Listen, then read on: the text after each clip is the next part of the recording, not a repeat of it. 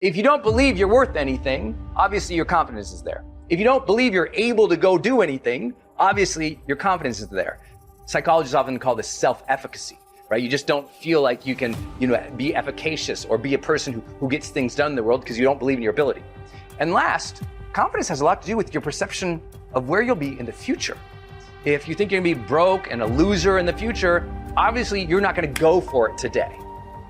We need to eliminate the negative self-talk, and an environment that's easy to get stuck in sometimes can be the negative self-talk. And there's so much negativity in the world, and if you don't actively work to shift your focus, to shift your thoughts and your mind, that negativity will consume you. And that's where the law of attraction comes in. Now, for me, it's about focusing less on what I don't want to happen in the future and actually focus on what I do want. And again, I think a lot of people focus on what they don't want too much. And you start to attract the things you're thinking about. I don't want this, I don't want that. Those things start to come to you. You start to see them. Where your focus goes, your energy flows. And so if you're focusing on the negative, guess what's going to happen? Your energy is going to go to the negative, and everything is going to be negative because that's where your focus is. That's where your energy is flowing. Listen to me. If you think about that thing, you concentrate on winning. You concentrate on dominating. Listen to me. Whatever you focus on, when your focus goes, your energy flows. And so we going to think about what we're thinking about. You hear me? We're going to think about what we're thinking about. And when we think about those things which are pure, listen to me, come on. That stuff that's true, right? Whatsoever things are pure, whatsoever things are true, whatsoever things are lovely, whatsoever things of a good report. Are you hearing me? Meditate on this stuff. Focus on this stuff. It don't mean negative things won't happen, but we're not focusing on it. Are you hearing me? It don't mean that negative things won't transpire, that as you go through the day, something bad won't happen, but we're not going to meditate on it. We're going to focus on what's positive. We're going to focus on what's good, right? And when we focus on that, that's where our energy is going to go. And what's going to happen is the outcomes are going to reflect our thinking. Instead of focusing on what's wrong with you, start focusing on what's right with you. You may have weaknesses. You've made mistakes. We all have. But there's a lot more right with you than there is wrong with you. Dwelling on the negative doesn't help you to do better. Beating yourself up for past mistakes doesn't move you forward.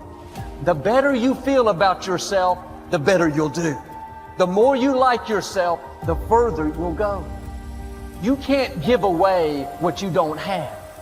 If you're in turmoil on the inside, mad at yourself, critical, condemned, that's what you have to give.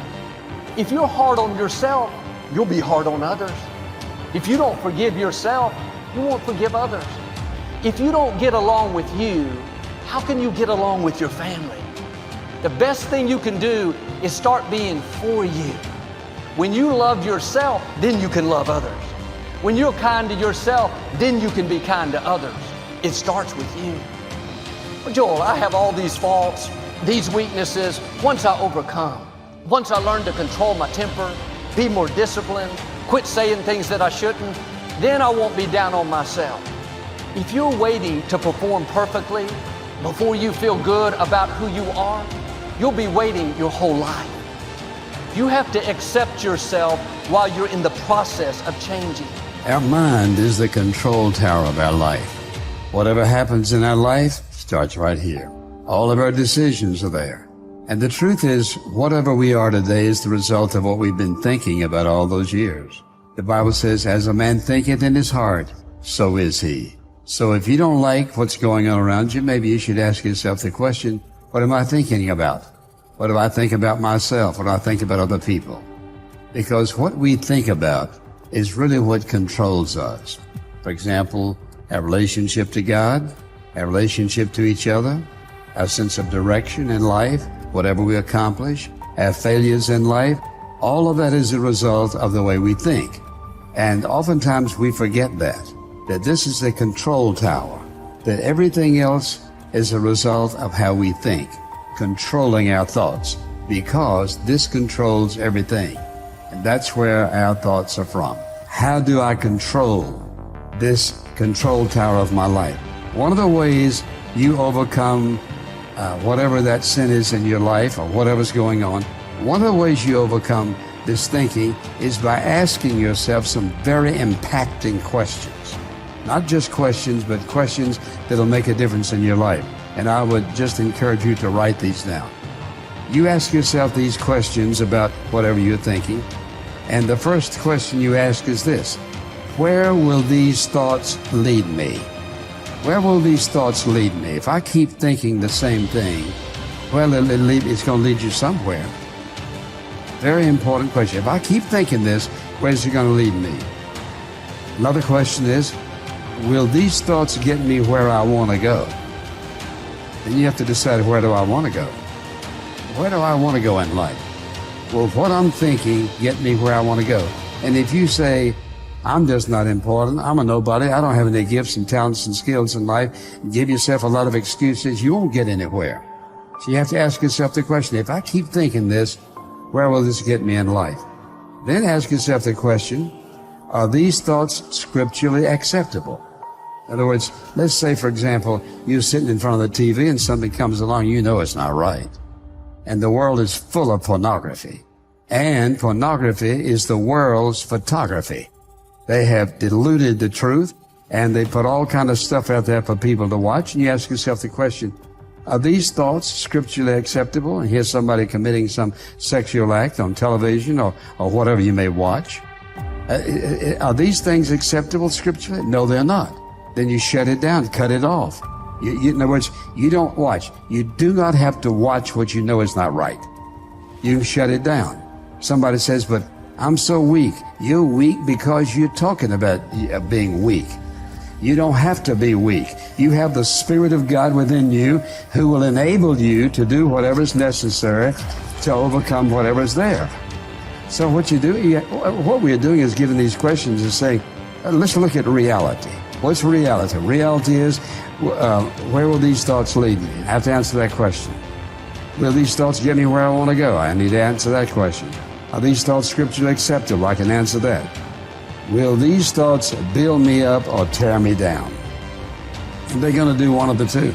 They're not neutral. Our thoughts are going to build us up or tear us down. When you sit through this message, these thoughts ought to build you up, not tear you down.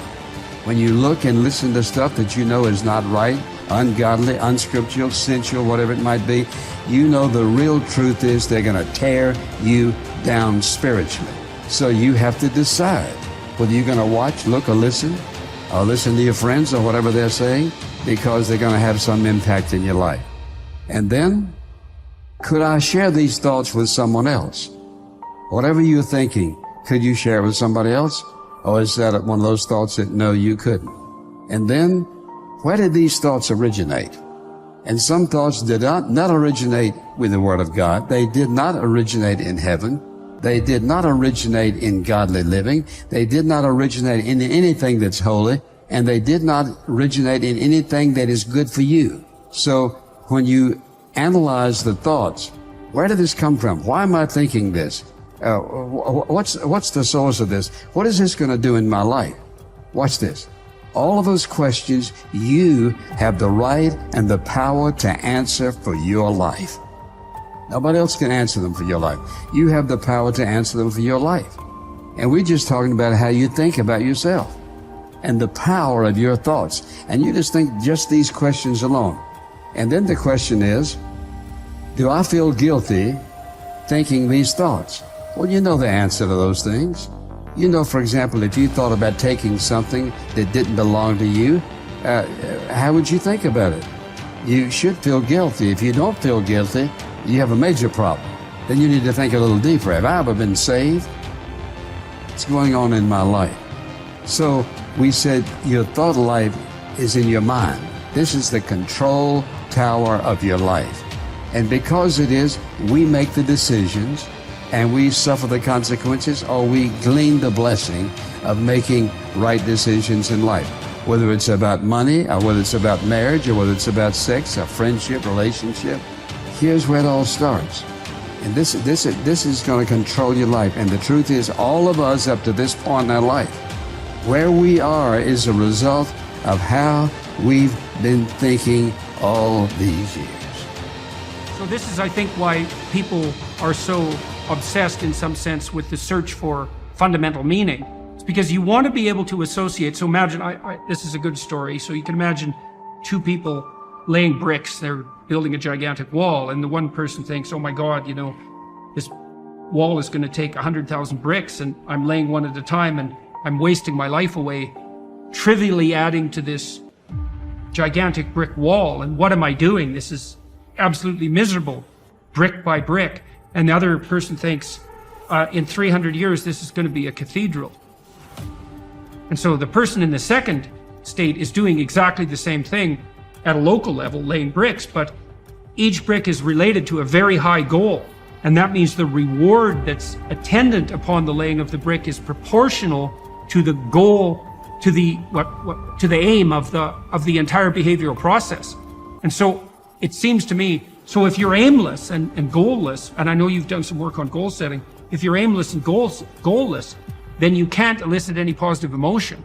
And if your goals are fragmented, which is also what happens if you're aimless or your goals lack unity, if your goals are fragmented, then no given behavioral manifestation can elicit any dopaminergic reward because it's not a step forward to anything desirable. And so there's no positive emotion. And so you can't learn. Well, according to your account, I didn't know that. See, I didn't know that when you put yourself in a state of apprehension in relationship to a valued goal, that your neuroplasticity improves and you can learn better. That's very, very cool. So, because I just developed this app for writing called Essay. And one of the things we do, we tell people that when they sit down to write an essay, that's the most important thing you have to do is you have to have a question in mind that you regard finding the answer to as worthwhile. Otherwise, the whole exercise is a lie. So even if you're assigned a topic, you have to find something within the topic that grips you and provides you with the motivation that's appropriate to move forward with the essay, with the attempt. And it is a lie otherwise. You're wasting your words. You're engaging in futile activity. And you're going to write something dull and terrible, and it's going to frustrate you and bore you while you're doing it. And that's because your own nervous system is telling you that you're participating in something that you have no belief in. And so, but if you're gripped by the questions, like, God, I really want to answer this question, it's like, well, you're in a perfect condition to begin to write an intelligible essay because you actually want the answer. And then the writing exercise is going to be gripping because you're grappling with a real mystery.